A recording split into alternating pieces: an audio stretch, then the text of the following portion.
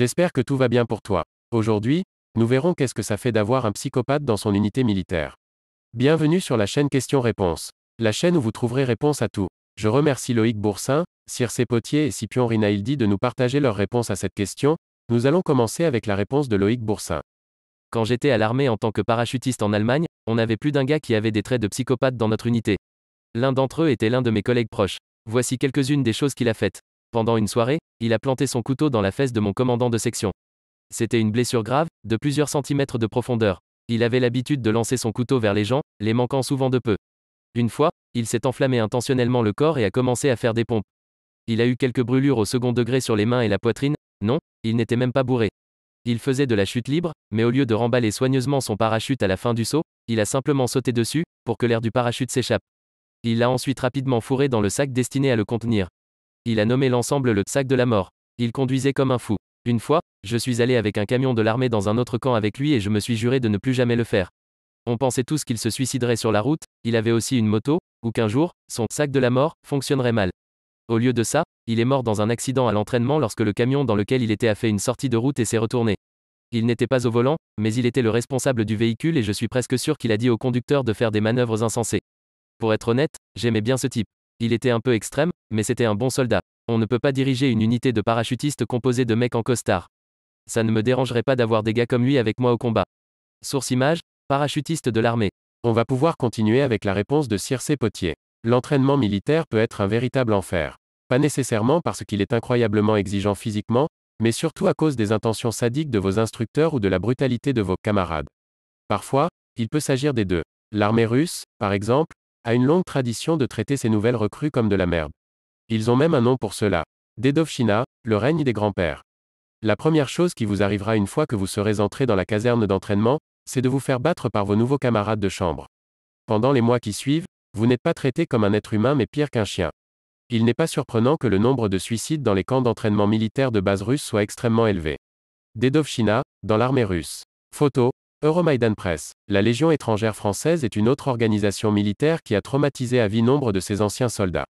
Chaque légionnaire en formation de base apprend à haïr ses instructeurs. Et bien que tous les légionnaires soient des volontaires et doivent savoir pourquoi ils se sont engagés, des cas ont été révélés où les instructeurs ont maltraité et torturé leurs recrues d'une manière inacceptable, même pour les normes relativement faibles de la Légion en matière de droits de l'homme.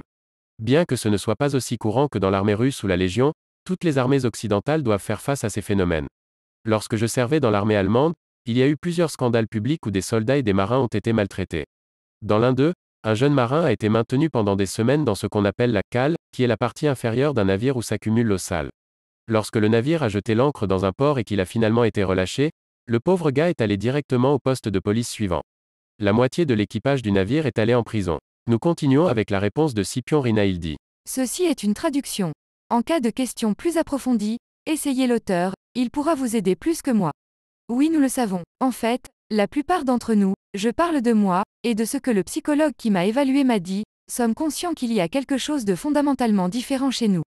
Depuis mon enfance, je n'ai établi aucun lien émotionnel alors que j'ai remarqué que les gens autour de moi en avaient. Ils pleuraient s'ils dormaient loin de leur mère, ils se sentent mal quand ils ont fait quelque chose de mal, et d'une manière ou d'une autre, vous remarquez que c'était différent de ce que vous faisiez, je veux dire, j'étais juste désolée de ne pas avoir été punie. Nous ne savons pas si nous sommes atteints d'autre chose ou de psychopathie, ou si c'est quelque chose d'innommable mais nous savons que nous sommes fondamentalement différents de tout le monde, et c'est vraiment difficile de vivre de cette façon. Croyez-moi, il est incroyablement difficile de comprendre les autres, vous devez apprendre, réfléchir et rationaliser la façon dont vous devez réagir à tout moment. C'est épuisant et frustrant, c'est pourquoi tant d'entre nous deviennent violents et agressifs. Premièrement, nous ne comprenons pas les autres, deuxièmement, nous ne ressentons rien, troisièmement, nous sommes détachés, certains d'entre nous ne peuvent tout simplement pas faire face à ce sentiment d'être simplement quelque chose comme un extraterrestre et ont besoin de se cacher tout le temps. Maintenant j'ai 25 ans, avec un diplôme universitaire, une belle carrière, de l'argent, une belle voiture. Mais d'une manière ou d'une autre, ce sentiment de ne pas être de la même espèce frappe, et d'une manière ou d'une autre, vous devez faire quelque chose pour que vous vous sentiez supérieur, pour vous montrer que vous êtes meilleur.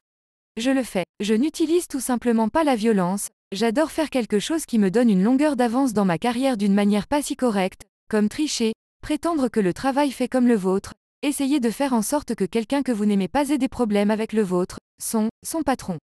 Parfois, j'aime aussi escroquer et mentir pour gagner de l'argent, juste pour le plaisir. Mais je ne suis pas une mauvaise personne, je suis en couple depuis 6 ans, et ma copine m'aime, en fait c'est ce qu'elle m'a dit, et je l'aime, encore une fois, c'est ce que je lui dis. Mais elle ne sait pas que je ne peux pas l'aimer dans un sens traditionnel. Elle me manque, mais pas sa personne, ce qu'elle me fait, ce qu'elle sait de moi et comment elle me traite. Enfin, nous savons que nous sommes différents, que nous pouvons repérer une faiblesse émotionnelle chez des personnes à des milliers de kilomètres de distance, non pas parce que nous sommes différents, mais parce que pour interagir dans la société et avec les gens, nous devons saisir avec notre cerveau des indices corporels qui naturellement la personne moyenne prétendra d'une manière ou d'une autre qu'elle le ressent. Ceci est une traduction. En cas de questions plus approfondies, essayez l'auteur, il pourra vous aider plus que moi. C'est la fin de la vidéo, on a fait le tour de toutes les réponses.